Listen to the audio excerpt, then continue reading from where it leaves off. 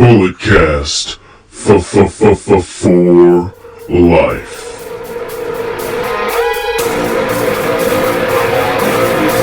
Get on! This is a revolution! This is our time! Ladies and gentlemen, you know the name, you know the voice, you know exactly why I'm here. Just in case if you don't, I'm a 24-year-old piece of gold to my side of the microphone and the greatest sports recreational podcast in the world today, the Pod Father. And you know, we're here to talk about wrestling. A lot of stuff has happened in the world of professional wrestling since Brandon and I last talked. There was an NXT UK takeover pay-per-view that we didn't even talk about last week. Unfortunately, we just lost a legend yesterday. There have been some bullying and racist allegations surrounding a new champion in the wrestling world. But before we get to all of that, I got to introduce my tag team partner, the Jim to my J, the Tully to my Arn, the Stevie Ray to my Booker T. Ladies and gentlemen, he's the host and creator of Curveballs and Chair Shots. He's the host of the award-winning Under the Radar, the current reigning Bulletcast champion, BT Brandon Tanguma. How you doing today, man? You know, Phillip, I'm doing okay. Didn't get the best night's sleep, so if I say anything, if I sound delirious, that's the reason. So if I say anything stupid this podcast, that's my explanation this time. Oh, that's your excuse? Yes, that's my excuse for me saying something dumb. Okay, there we go, you know. But I think the first thing we're going to have to talk about is, unfortunately, yesterday, Soul Man Rocky Johnson, the father of The Rock, he passed away at the age of 75 or 76. You know, I had known that, you know, The Rock's dad was a performer or whatever, but I'd seen a couple of his matches. I've obviously seen the match where he and Tony Atlas become the first ever African American WWE Tag Team Champions. But you know, his legacy, it's really rooted here in the Bay, obviously, because, you know, he performed out here for quite some time, but he was the mentor to Roland Alexander, the founder of APW. And really, if we have to really look at it, if Rocky wasn't really mentoring Roland, who knows if APW would have really started, and then we could have the best Northern California independent, you know what I mean? So this man has a lot of ties in a lot of other realms just besides WWE, and of course being the father to one of the best to ever do it. Brandon, do you have any thoughts about the unfortunate passing of Rocky Johnson? Any memories you want to share? Obviously, sad news. Shout out to Rocky's family and friends. We had some other wrestling deaths that have taken place in the last week. Shout out La Parka. Not the La Parka that many people might know in WCW, but a different La Parka, almost kind of like Sin Cara, Tiger Mask. You know, people change underneath the mask. But anyways, back to Rocky. You know, obviously, as you said, someone who definitely has roots in the Bay Area. The Rock technically was born in the Bay. And yeah, I mean, just someone very influential on the business. I just was listening to a podcast last week about his book review. So if you want to learn a little bit more about Rocky Johnson, he just did come out with an autobiography. So go and check that out if you're interested. Absolutely, man. And you really look at it like him and Tony winning those titles, that really paved the way for primetime players and New Day and all these other African American tag teams that have held the WWE tag team titles. So a trailblazer. R.I.P. to the WWE Hall of Fame, where you will be sincerely missed. Rock, prayers and thoughts are going out to all your friends and close family, and to all the fans that grew up watching Rocky Johnson out here in the Bay and watching him on TV perform in WWE. From some really sad news to some really interesting news. So, last week, Tessa Blanchard put out a tweet about women supporting women, and then Sienna, a.k.a. Allison Kay, the current NWA Women's Champion, talked about her not supporting women and her calling someone an N-word in Japan in Stardom back in 2017. And then you have other female performers come out and talk about it. And, you know, apparently there have been bullying allegations that have surrounded Tessa. This was the first I've ever heard of it last week with the tweet. And you know, I hadn't heard anything about the racist allegations or whatever. But the whole interesting part of this is, on the eve of the biggest night of her career, all of this blows up. That's so ironic to me.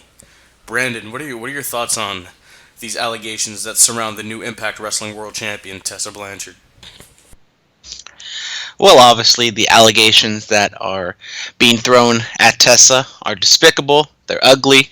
And honestly, you know, I was hearing some things about Tessa Blanchard back in the day, back when she was in the Mae Young Classic, that if apparently she had some sort of attitude issue. We didn't exactly know what was the case, but there was something holding her back that she wasn't being signed to WWE.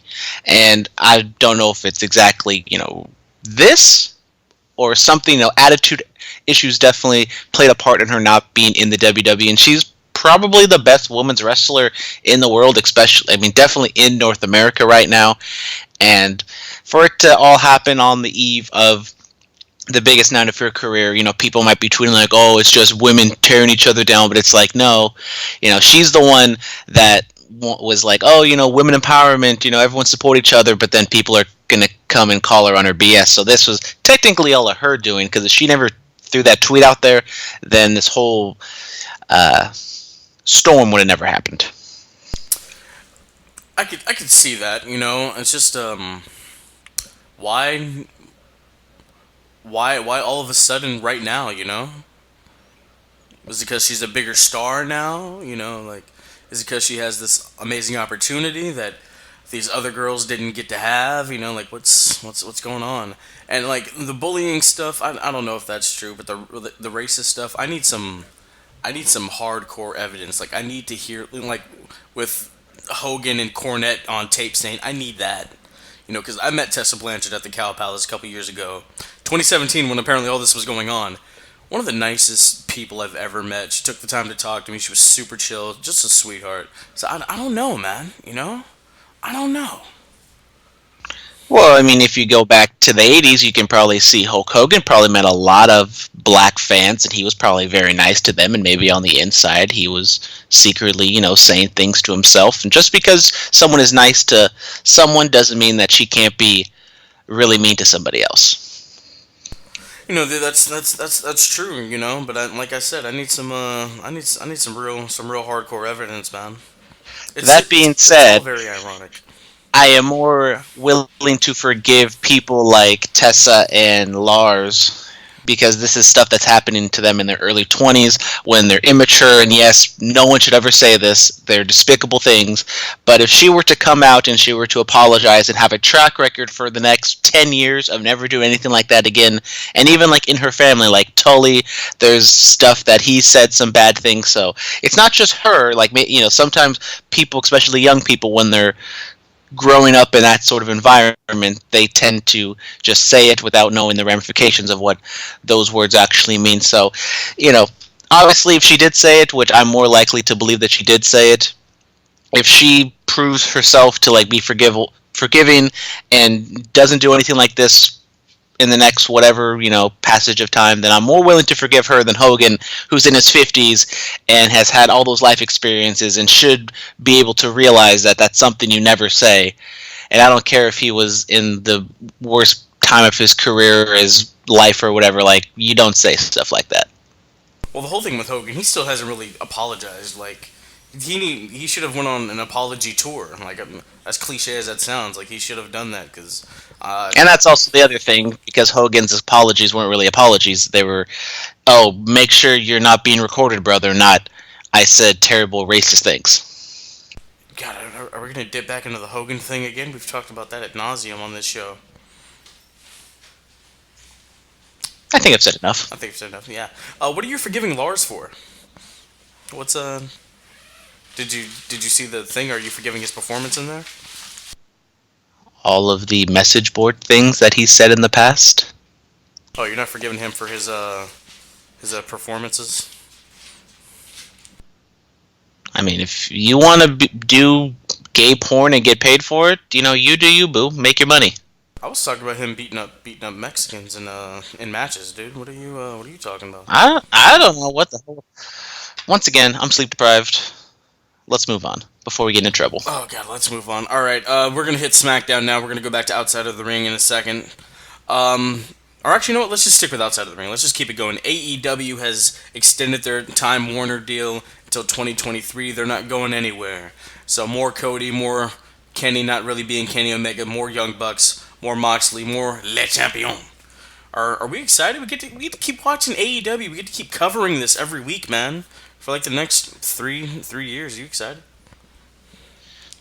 I mean, this is definitely big news for AEW having this 5 year contract or whatever and having the option for another year. They're making a lot of money from my inside sources that I have. Apparently, it's like $45 million or whatever per year. So they're making a lot of money. They can use that to go and get some big name talent.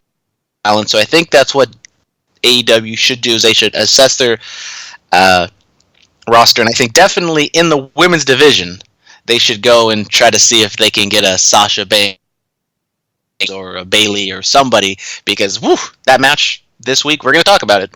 That women's division, it ain't pretty. It is not pretty. Like I said, we tell the truth on this show. That's what 2020 is. We're really just going to tell the truth on this show. No, there shall be no favoritism here. You know? Yeah, we're going to get in all that. But AEW, I'm excited for what they can do, and they really do need to. The men's division is fine. They need to scour the world for this talent.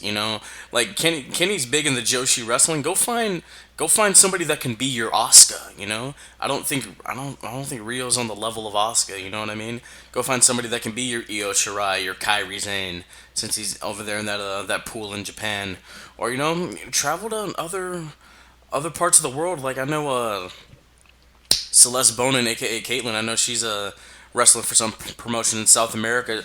Just go to South America. Go to all these. Go to the UK.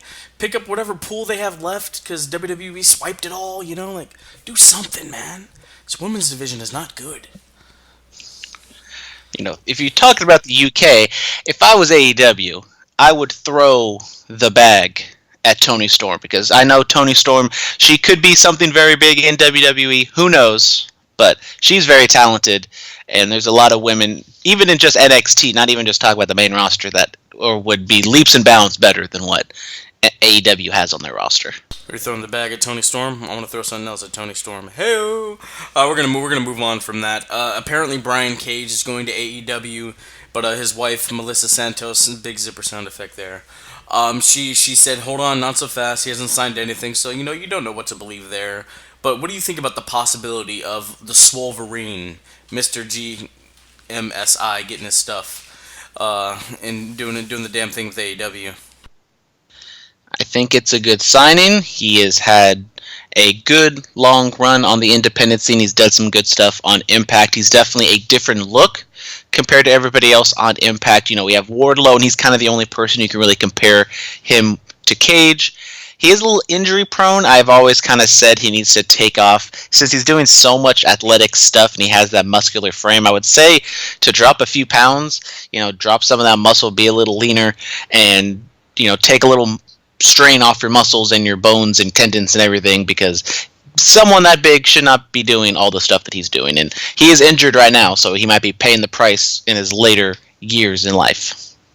Yeah, yeah. I mean, if you've ever seen Brian Cage up close, like at a convention or an indie show, he has veins in places you shouldn't have veins. Like it is not good, not good at all. Gotta fix that. Just lean up a little bit, man, and you'll be fine. You really will. So apparently, Shatter Machine is going to AEW. You're asking, who is Shatter Machine? Well, that is the name of the move that the Revival does as their finishing move in WWE. But Dash and Dawson have filed a trademark for the name Shatter Machine, so it looks like they are trying to prepare for life outside of WWE. What's all ironic about this, they use the same trademarking company that Cody Rhodes uses.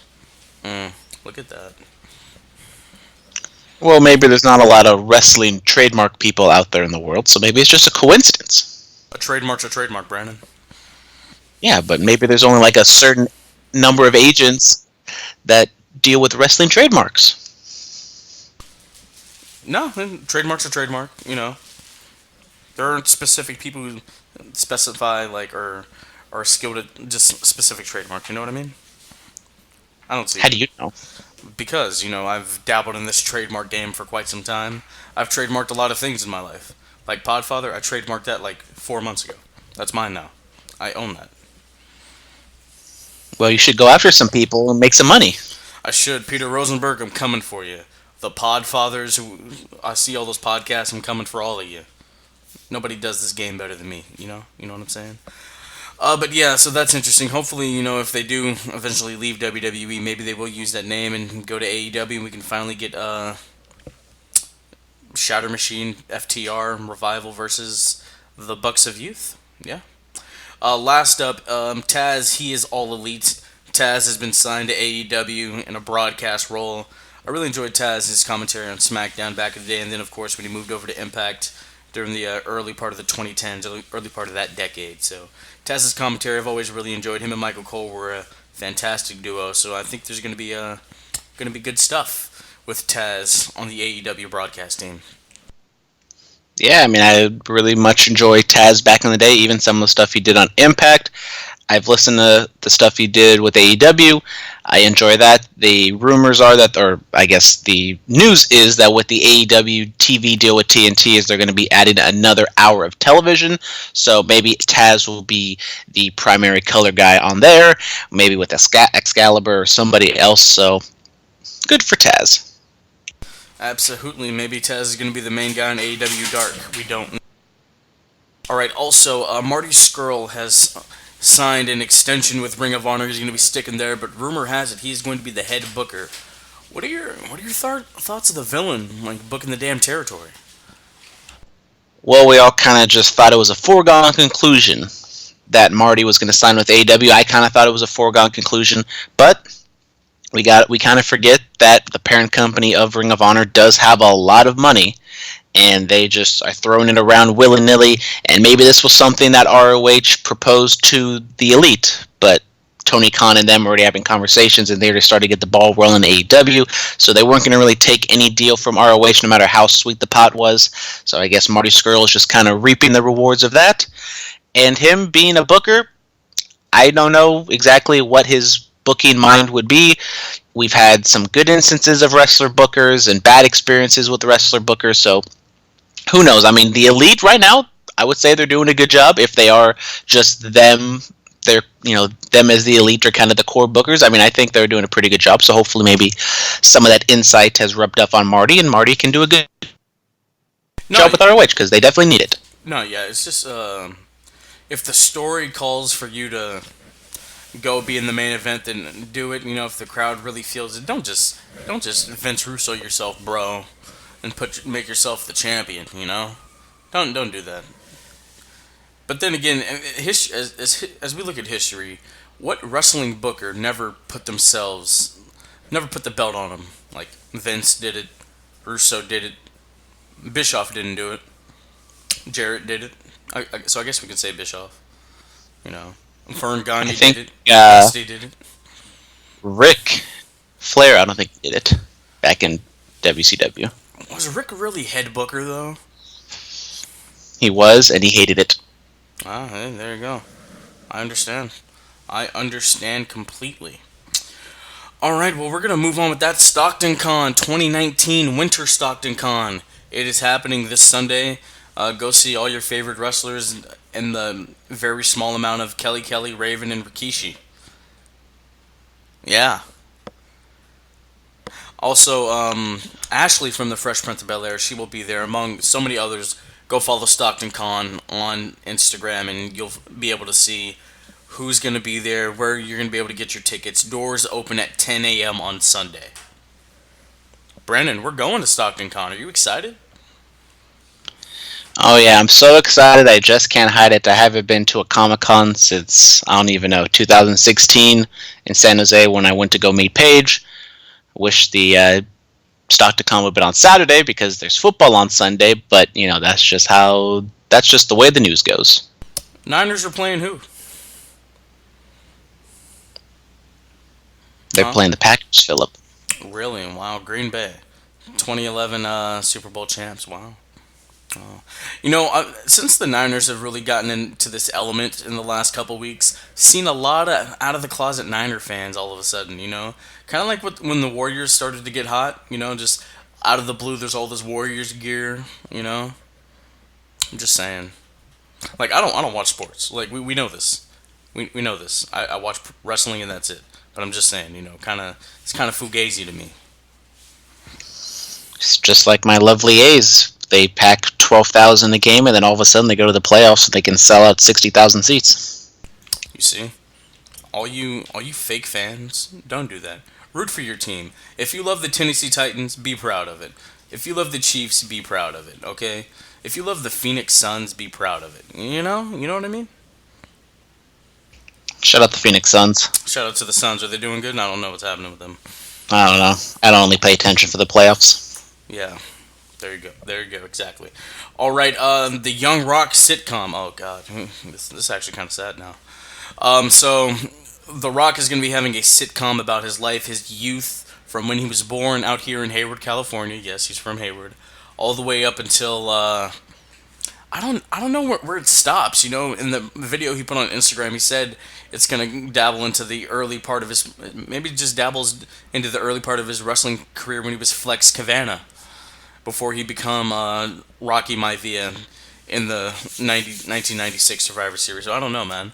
What are your thoughts on Young Rock, and are you gonna watch it? I might watch it. Depends on where it is. Philip, do you know what network it will be on? It's what is it? It's NBC, right? Yeah. Oh. I didn't know if it was going to be a little duo with the Big Show sitcom. Oh, Bulletcast phone lines are ringing. Yes, we have multiple BC phone lines here. Yeah, so hopefully, they do shoot, like, for the Hayward scenes, hopefully they actually just shoot in Hayward, Like, if Keanu Reeves can come out here and eat ice cream, then, like, or he was in Alameda, but you get the point. They just come into the Bay and shoot. That's my point. Yep. All right, and last up, Blood Money in the Sand 5, another Saudi Arabia event for WWE, will be happening on February 20th of 2020. Brandon, are you excited about that? I can't wait for Sting to come out of retirement and face The Undertaker. Dude, that's money. That's good money. That's that real money. That's that blood money. All right, we're going to move on to SmackDown. I only have one thing to talk about. Miz TV, John Morrison is Miz's guest. And I got dirt sheet vibes, man. I really did. I was very excited about all of that. And this is leading to, we all know where this is going. Miz and Morrison, they're back together. Morrison is a heel now. And so it's leading to the New Day versus Miz and Morrison. Do you want to see this? Are you excited? I don't know if I'd say I'm excited. I've never really been the biggest John Morrison fan in the world, but I'm intrigued to see what they do, how they portray this.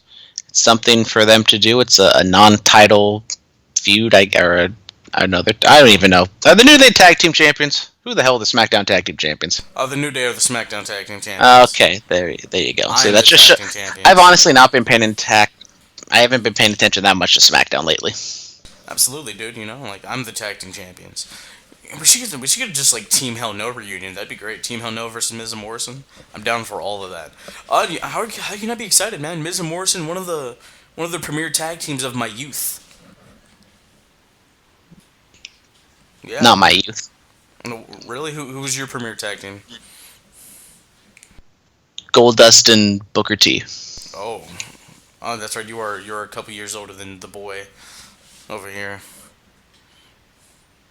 Yeah. No, but Kane and RVD. Kane and RVD, you gotta love it. I'm excited, man. When I got older and started learning more about wrestling, I was like, Miz and Morrison had a dirt sheet show. The dirt sheet, oh, I get it. The dirt sheets, which you read. What Big Dave writes every week. Dirt sheets. Yep. Yep. All right, moving on from SmackDown. That's the only thing I want to talk about. Inside of the Ring, NXT Takeover Blackpool 2 happened. I saw it. Jordan Devlin and Tyler Bate, they gave me feels. They made me feel things inside. That was a very good match. I think it was probably the best match of the show. Overall, it was a good show. I'd probably say it was the third UK takeover out of 3. Original Blackpool, I probably would say was better. I'm not the biggest fan of, or I guess I'm just not in-depth. I don't have in-depth knowledge on the UK wrestling scene and the style of wrestling that they do. So, I mean, Devlin and Bate was good. I didn't think it was as good as some of the other Tyler Bate matches I've seen in the past few years. But if you loved it, you do you, boo. All his matches are good. He's a big, strong boy. Can't wait for Mustache Mountain versus DIY. That's gonna be fuego. All right, Impact Wrestling Hard to Kill happened, as we mentioned. Tessa Blanchard defeated Sami Callihan, and she becomes the first woman to hold that heavyweight title. Yeah, I got some flack on Instagram because I said she was the first woman to hold a male heavyweight title in NorCal Wrestling. He's a chill dude. He was like, "You don't count Sexy Star and Lucha Underground," and I'm like, "Bro, don't even remember that happening," because I stopped watching Lucha Underground. Yeah, but my point is, Brandon, did you watch Hard to Kill? What'd you think? Of course, I did not watch Hard to Kill. Why didn't you watch it, dude? I mean, I got football, I got NXT UK, I'm still recovering from Wrestle Kingdom last week. Honestly, Brandon, Hard to Kill is more important than Wrestle Kingdom, okay? Like, it just is. I mean... Tessa Blanchard made history. What did Naito do? Nothing. He got jumped by Kenta. Kenta should be dual champion. Yeah, I said it. I guess we'll stay tuned to find out. Yes, absolutely. So, what are your thoughts on Tessa Blanchard winning the Impact World title? I mean, putting aside all the stuff that happened on Twitter the day before, good for her. It was a storyline that's been building for a long time. She's probably the hottest character they have in the company right now, probably the best character she has in the company. I've been very vocal on not being the biggest fan of intergender wrestling, but obviously this feud has been working, and good for her, I guess. I guess it is good for her. You have a problem with intergender wrestling? Why is that? I mean, Philip, have you not been paying attention for the last 153 episodes we've done together? No, I have. I just wanted to hear you say why again. No, I mean it's not believable as we should say, but I mean if I were to get into a fight with Ronda Rousey, who's gonna win? I mean, Ronda Rousey would win. Exactly. You know what I'm saying? Now, there are some instances where it's believable. Like Charlotte and James Ellsworth. There we go. Is that guy still around? Is he still the intergender champ? I remember he had that title. I don't know. I just know he had some allegations thrown his way, and I haven't really heard about him since. That's very true. That's very true. All right. This day in wrestling, there was a Nitro on this day in 2000. Chris Benoit won the WCW World Title in his final appearance in WCW. So technically, he's a two-time World Heavyweight Champion. There we go, Chris. Go check out the interview that Chris Van Vliet did with his son, David Benoit. That's very interesting. I haven't finished it yet, but from what I've heard and what I've seen, it gets interesting. He eventually does talk about the double murder suicide and talks about how he wants to wrestle as Chris Benoit Jr. and all this other stuff, Yeah. We have TNA 2005. Jeff Jarrett retains the TNA or NWA World Title. There was a Raw on this day in 2006. Ric Flair and Edge have a TLC match. Raw in 2012. Jack Swagger wins the United States Championship. In 2014, there was an Impact where Sting had his last Impact Wrestling appearance and match. And Bobby Roode won the U.S. title on this day in 2018. Any thoughts about all of that? Not really. Not really. Nothing at all, eh? Nothing really stands out. Nothing. Chris Benoit? No.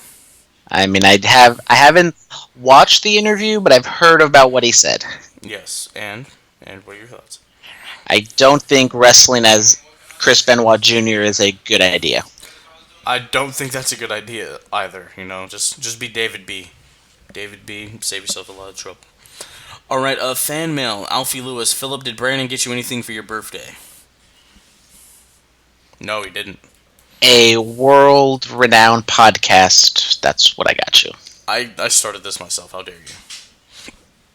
A world-renowned co-host. Aw, thanks, buddy. Jack of all trades. Philip, you might actually get your wish for a Buddy Murphy push. We're going to talk about that once we get to Monday Night Raw. Hootie Who 420. Hootie Who.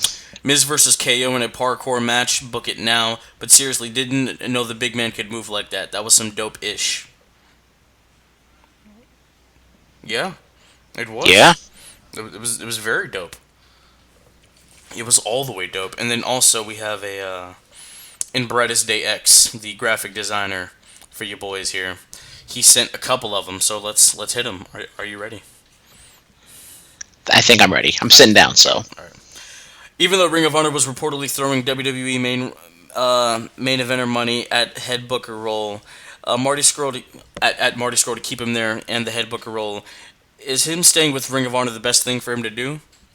No, I don't think it is. Go to AEW, go to NXT, go do something else. You know what I mean? I mean, whatever is best for him is very subjective. It's all up to him what he values in life. If he wants to make a lot of money, work for ROH, not have a lot of eyeballs put on him, and be able to be very creative, since he is the head booker, he has pretty much creative control, I guess. I mean, if that's what he wants to do, let him do it. Personally, I mean, we've been kind of saying that ROH is dead in the water. Maybe we were wrong. Maybe they're going to be like TNA and they're just going to have enough money to stay afloat forever. But who knows? Absolutely, who knows? First, Tessa Blanchard racist and bullying allegations. Then Tripp's little joke about Paige. What the hell? Yeah, what did what did Triple H really even say? I've heard about this. I don't exactly know what he said. Haven't even heard the audio of it. Brandon, are you aware? You're a big Paige mark. Yes, I'm a big Paige fan. I met her at Wizard World in San Jose. But anyways, so I believe this was during the NXT UK media, whatever. He was talking to some people, and he was talking about possibly some Royal Rumble surprises, talking specifically about Edge and Paige. He said that if they're cleared to compete, let them compete. But at the end of the day, he said that Edge has kids, he has a family. Paige kind of stumbled, doesn't have any kids, and then he said, she might have some kids that she doesn't know about, and then there was kind of an awkward laugh around the room because people didn't really know what to do with that. So obviously insinuating that Paige has a lot of sex and blah blah blah blah, doesn't know about it. Then Paige tweeted about it a few days ago, and she said, "Look, guys, no wonder you guys make fun of me because so does my boss." Oh, that's really funny. I mean, if Paige had kids that she didn't know about, she would have to be a man, because obviously she would have to carry them to term, and you know what I mean. Thanks for explaining the joke, Philip. Yeah, I had to, man. I had to, absolutely had to. All right, last couple ones. The Notorious One returns this weekend to face the Cowboy. Who you got? My money's on Connor, but wouldn't be surprised if Cowboy pulls off the win. Well, since I'm the sports guy, if you'd like to listen to a more full, in-depth talk, maybe we're going to talk about it on my other show, Curveballs and Chair Shots, which In Brightest Day X has designed the cover art for. Shout out to your boy. Anyways, I am going to be watching this live. It's going to be fantastic. I love Connor. He's probably my favorite fighter. Yes, he's been doing some things outside the octagon, but that's okay. I do think Connor will win. Cowboy, he's a little older. He's been looking okay. He's kind of faltered in his last few fights, so I think Connor will come out. I think it will be a close fight. I will go Connor, second round TKO. Really? I'm going to try to watch this fight as well. I'm coaching in Santa Cruz that day. So, if the kids lose early, I get to go home early and hopefully watch Conor McGregor do his thing. In Brightest Day X, one last thought. Is Britt Baker Isaac Yankem's daughter? No, her teeth are straight and clean. Alright, moving on from that, we're going to get into Monday Night Raw. Murphy joins the Messiah after Buddy Murphy takes an L in a fantastic match against Aleister Black. He's just kind of sitting outside, by the ring and distraught over his third loss to Aleister Black. And, we're getting ready for this fist fight between Joe, KO, and Show. Oh, hell, that rhymed. Going up against, I don't know what we're calling Rollins' new faction with the AOP. But anyway, the match is going on. Kevin Owens does some parkour move when he runs up the sliding Titantron, which was absolutely dope, by the way. And Buddy Murphy low blows Big Show, and then there are curb stomps. And yeah, so this new little faction, I like this. I'm all for it. Buddy Murphy's getting a push, and I love it. I love my BM.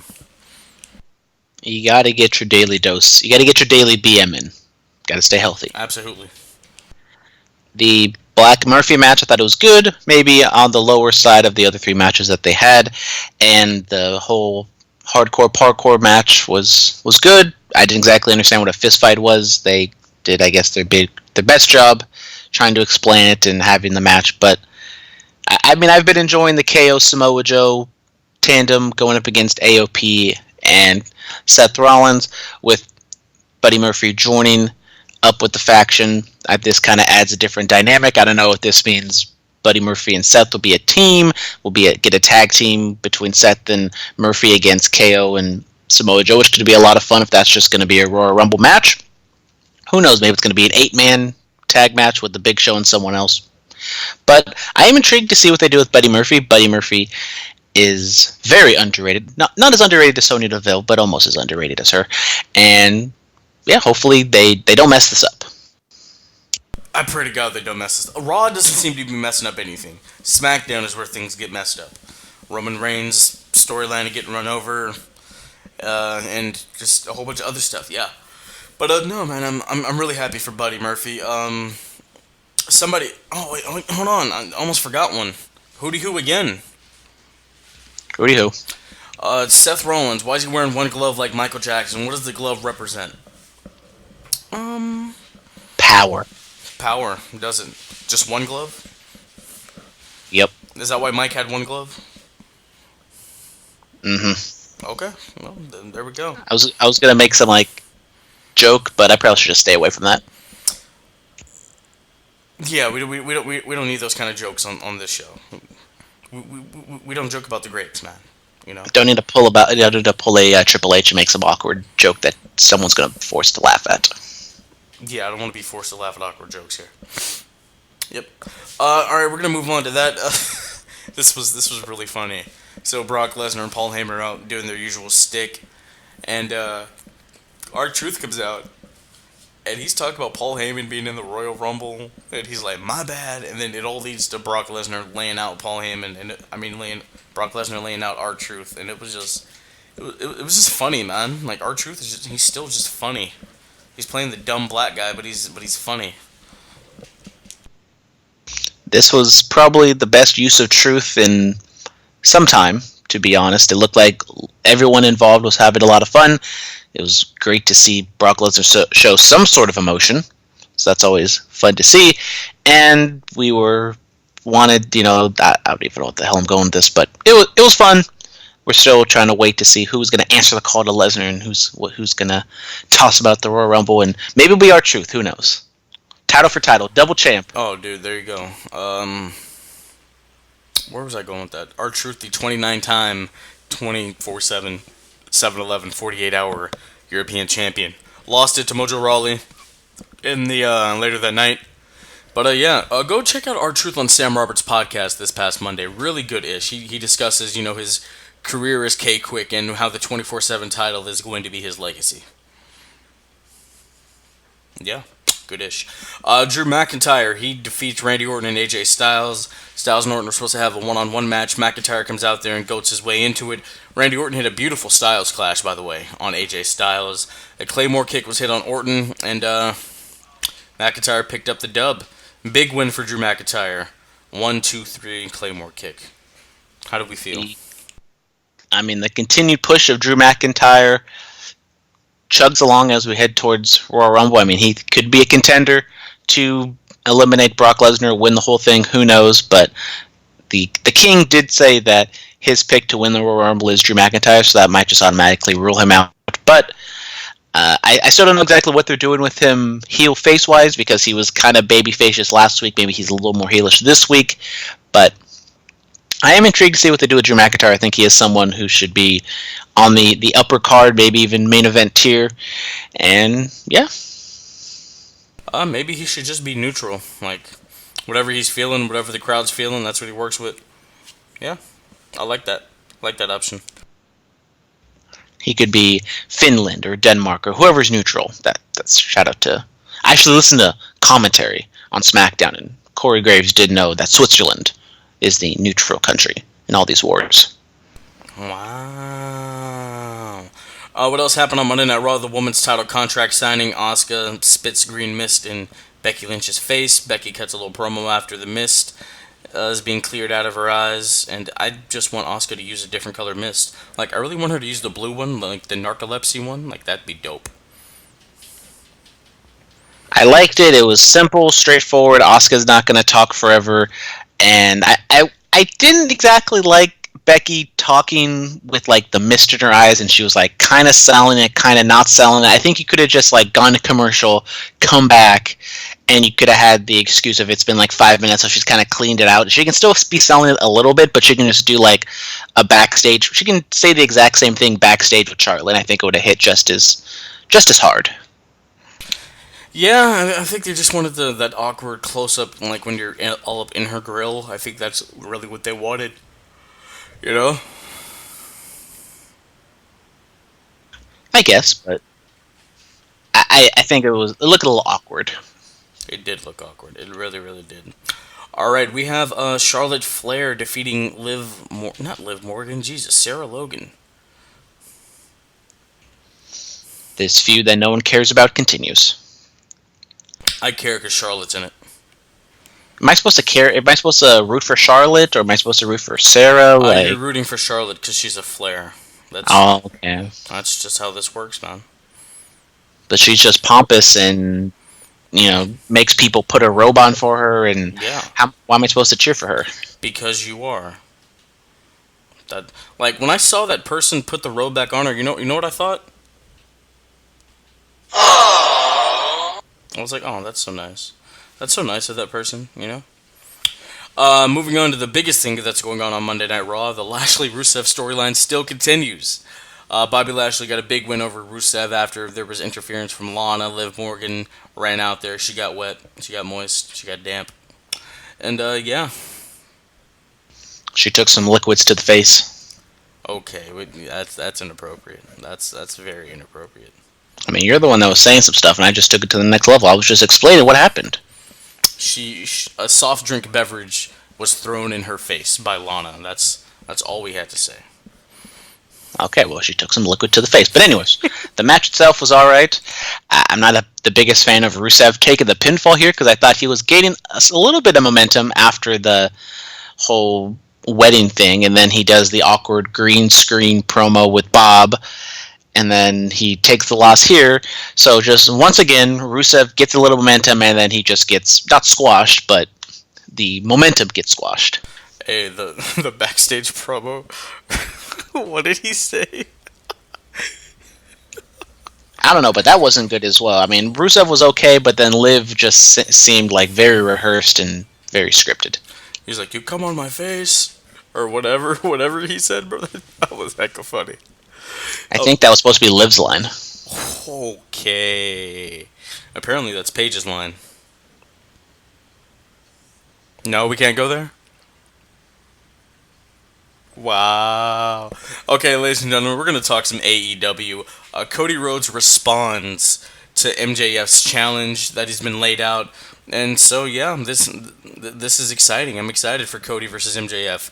Cody has to have a steel cage match with Wardlow. He can't touch MJF before Revolution. And then he has to have 10 lashings on live TV. What are your thoughts on all this? The promo was okay.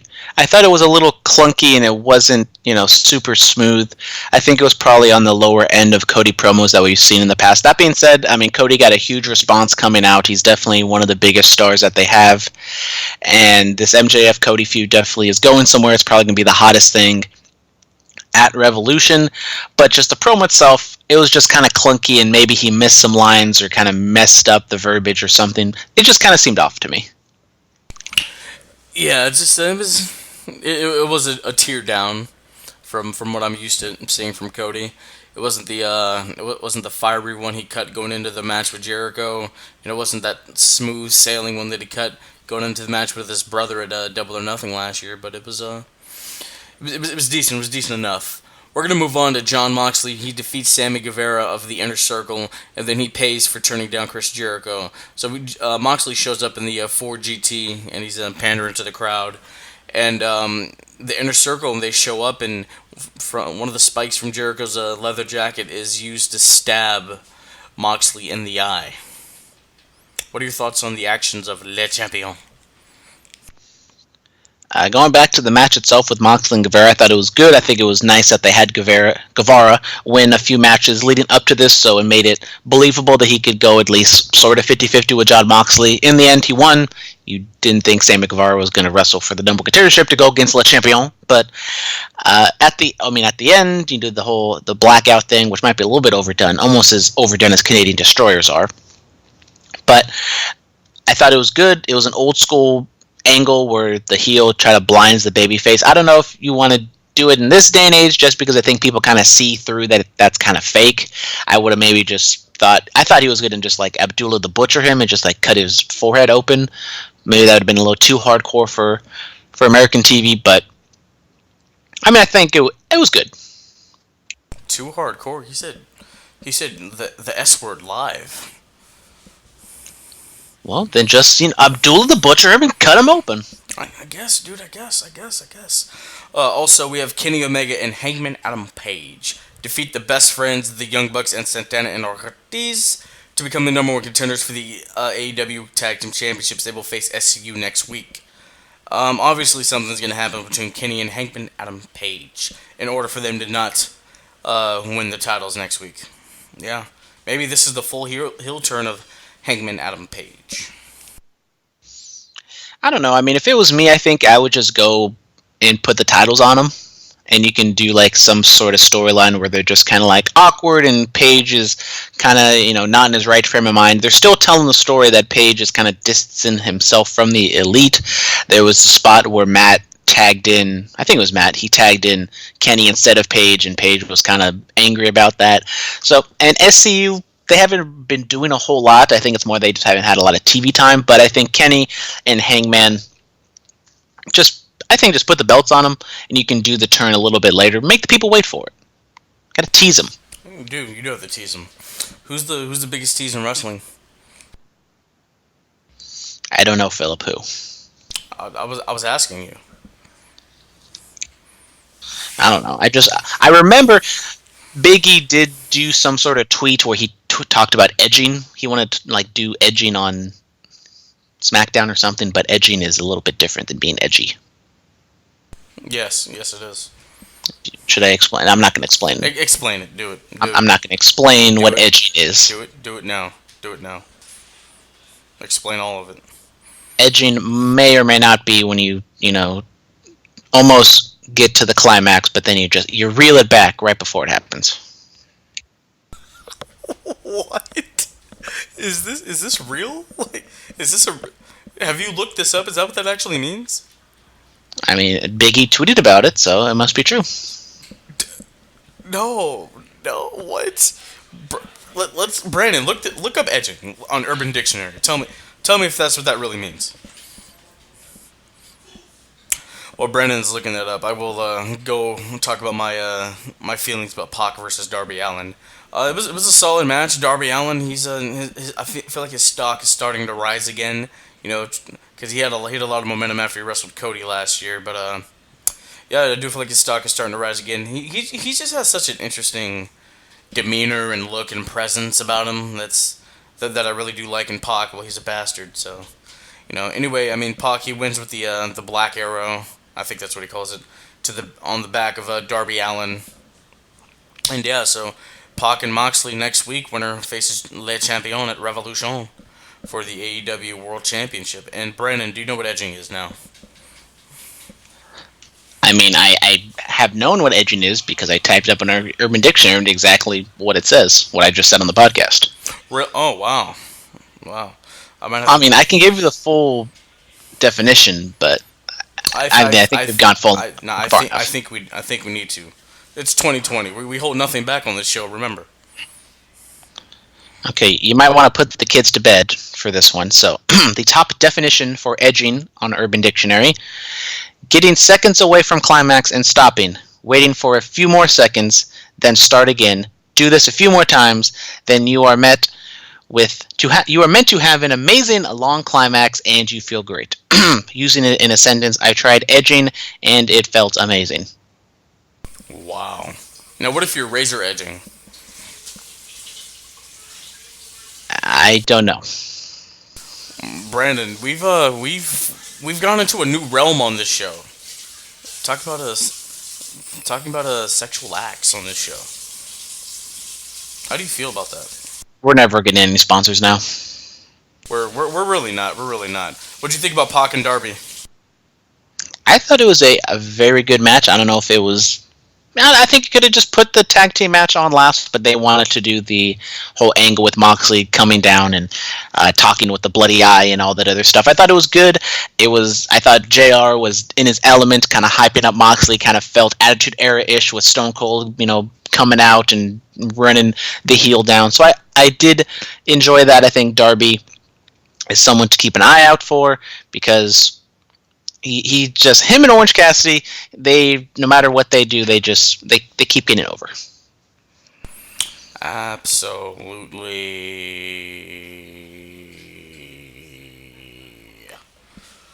I love Orange Cassidy, by the way. I really do. He had that assist in that multi-man suplex. It was all beautiful. It really was. All right, Hikaru. Oh Jesus Christ. Hikaru Shida, yes. And Chris Statlander defeat Mel and Brandy Rhodes. What the hell was this? As I like to say, nobody got hurt, and that's all we can ask for. No, seriously, what in the blue hell was that? Like, who the hell is Mel? Don't know who she is. Really don't care. Brandy, look, you're better than this. You're gorgeous. You're beautiful. Dude, accompany Cody to the ring again. Or if you want to be in ring, that's fine. Just... no more cults. No more cults in wrestling. No more nightmare collectives. This hurts. It hurts to watch. This is the one qualm with AEW. As I keep saying, just put these women's matches on Dark and occasionally have like Riho face someone for the title at a pay-per-view or something. It's like most of these women, frankly, pretty much all of these women, the matches that they have are not very good. Dude, why couldn't Nyla Rose just win the title? Like, why didn't that happen? Trust me, you don't want Nyla Rose going 15 minutes on AEW TV. She doesn't have to go 15 minutes. She's a beast. She can go 15 seconds. Like, she's a beast. Yeah. So you're just going to give her the Goldberg push? Dude, hell yeah. Just let her run through people, dude. Fuck yeah. Whoa! Language, Phillip. Hey, it's 2020. I hold nothing back now. It still says no profanity on the script, so I oblige to that. Oh, look, we just got on Spotify, all right? Like I'm happy. I want to let things out. I might go edge later. I might do that this weekend. I don't know. Find me a nice little thought and go start edging. Yep. Oh Jesus, we've gone downhill. Brandon, you've corrupted this show with your explanation of edging. I mean, I did give you guys fair warning at the beginning of the podcast. I might be a little delusional for my lack of sleep. There you go. Last up, MJF, the Butcher, and the Blade, and big sound. I might go edge with the Bunny. Oh God. Oh Jesus. Anyway, they defeat QT Marshall, Diamond Dallas Page, and Dustin Rhodes. Dustin Rhodes is doing Canadian Destroyers. DDP's doing crossbodies and dropping diamond cutters. Is this 1997? I mean, Dustin never did Canadian Destroyers, but you get my point. Is it 1997? DDP, TNT, Bash at the Beach? What? I thought this match was perfect. Not saying it was a 5-star classic, but it didn't need to be. DDP came out, got his spots in, MJF cowered, and at the end, Dallas Page almost got one up on MJF, but then MJF gets the pin. He pins QT, which was the obvious finish here, and I got no qualms with it. They were quick. It was a good match. Got your spots in and get out. Nobody got hurt. Thoughts about DDP in ring in 2020? I mean, he wasn't challenged to do a whole lot, which I would not expect to do. I mean, even back in his day 20 years ago, which we're going to talk about, he was never the most fleet of foot, athletically gifted person in the world. He wasn't Rey Mysterio and Eddie Guerrero back on Nitro days, so to expect him to be hitting Canadian Destroyers like Dustin in his 60s or almost 60, that wasn't going to happen. Throw a couple punches, a clothesline, a diamond cutter, the crossbody. I mean, you can't ask for much more. Did you feel the bang? Yes, Philip, I felt the bang. Bang! Yes, absolutely. You have to feel all that bang. Like bang energy. What's your favorite flavor, Brandon? Peach mango. Peach mango. I'm a candy apple crisp guy. Have you had that new one? Candy apple crisp? Fuego. No, I've been kind of switching over to rain. Shout out Eva Marie. Oh, I mean, Eva Marie. I was gonna say something very okay. We're not even gonna go there. But yeah, my point is, Bang Energy. It's delicious. Rain. I've had it. I'm not a fan. They're coming out with some new flavors: strawberry blonde and mango bango. That's gonna be very delicious. You know, I'm excited. But Superstar Spotlight. Who do we got? Who do we got? Who do we got? Brandon.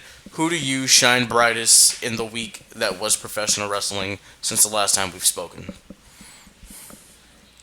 Well, I think no one really stood out and had a monumental week, but I will go with former, well, I don't know if she's former, but we've seen her wrestle a few times. Shotzi Blackheart, we talked about her last week. She was in the NXT Women's Battle Royal, and the returning Shayna Baszler showed up, and Shotzi eliminated Shayna Baszler.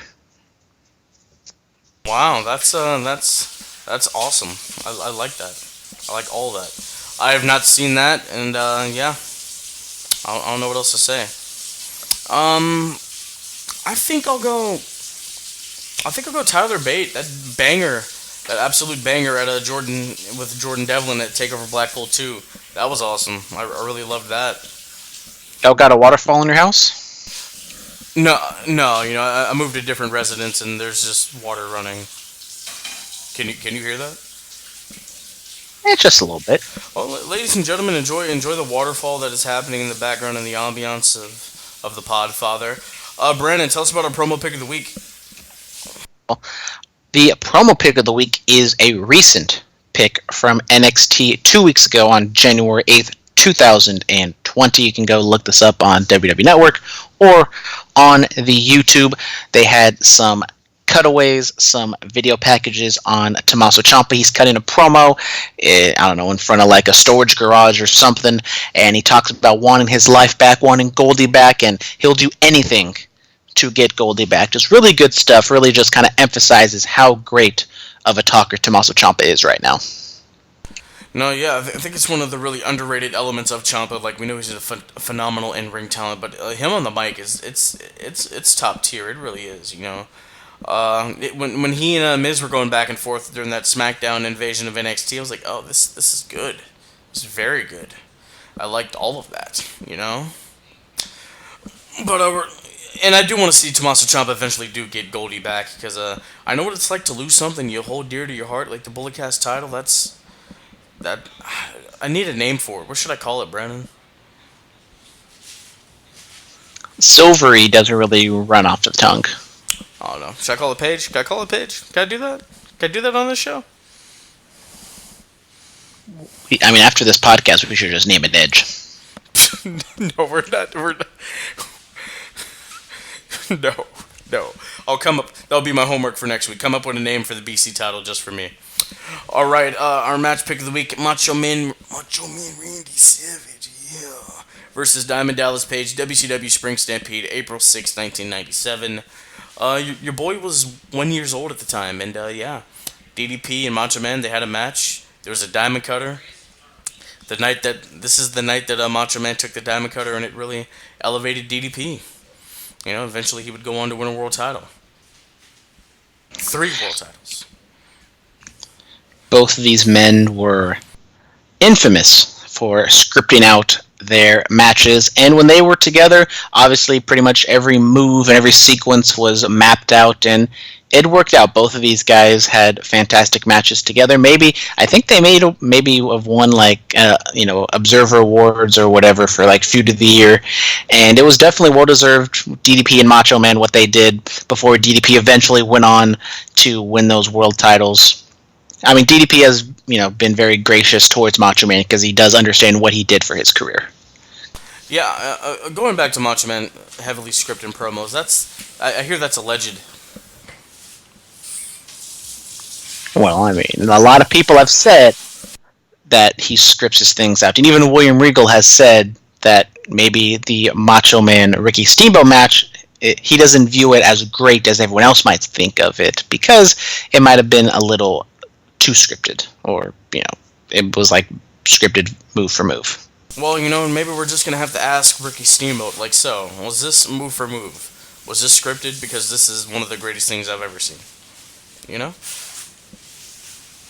I mean, if it's scripted move for move and they execute it flawlessly, and sometimes if you expect the crowd to do one thing and they go the other way, everything can get messed up. But Macho Man was so smart and he knew his character well that he knew how the crowd was going to react. And for the most part, from everything I've really seen from him, all of his matches pretty much worked. Absolutely, Brandon. I guess it's time for us to kind of wrap this show up, huh? Thank God, 'cause it's been a doozy.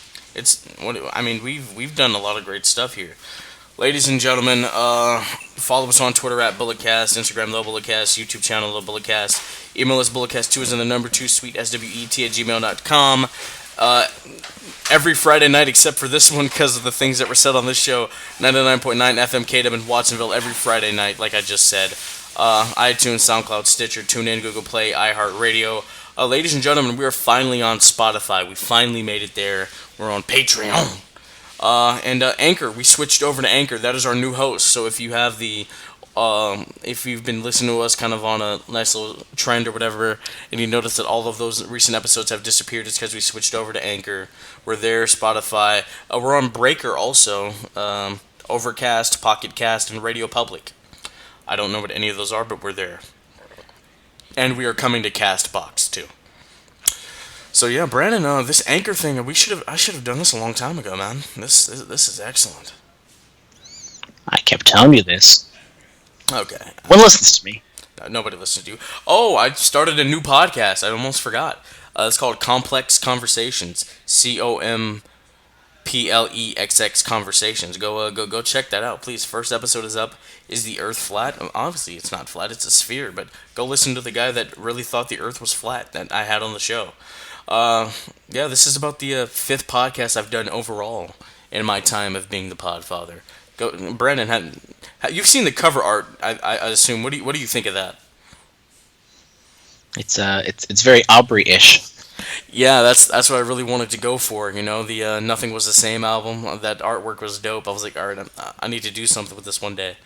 Shout out to In Brightest Day. Actually made that for me as well. Just a talented dude. Like, really, go find him. We've tagged him in a lot of our stuff that we do on Instagram. Go find him. Like, if you need artwork done, he's super talented, man. That guy's a beast with what he does. He is. So Brendan and I are going to be at Stockton Con this weekend, interviewing a wrestler. I'm excited for it. Brendan, are you excited for it? So excited I just can't hide it. Absolutely, man. And my boy Jonathan Sturholm, we wrestled together in high school. He started a podcast called Team Talks. That's on Anchor and Spotify. Go check it out. The first one is just him and his girl talking about how they met, and then he interviews like one of his friends in the second episode. It's chill, when I want to dabble out of the wrestling podcast realm, I'll go listen to something else, and I'm supporting my boy. So go check out my boy John, and obviously go check out Curveballs and Chair Shots. Yeah, I think that's gonna do it, man. Thank God. Thank God. Ladies and gentlemen, this has been the BC. We are coming to you next week with our predictions for who is winning the Royal Rumble, because we are fast on the road to WrestleMania, and I'm coming back for my BulletCast title. As the old Kenny Omega would say, goodbye and good night. Bang! Red alert, this is gonna burn. When your face is in the dirt, you'll know your death is. This has been the BulletCast. Thank you for listening.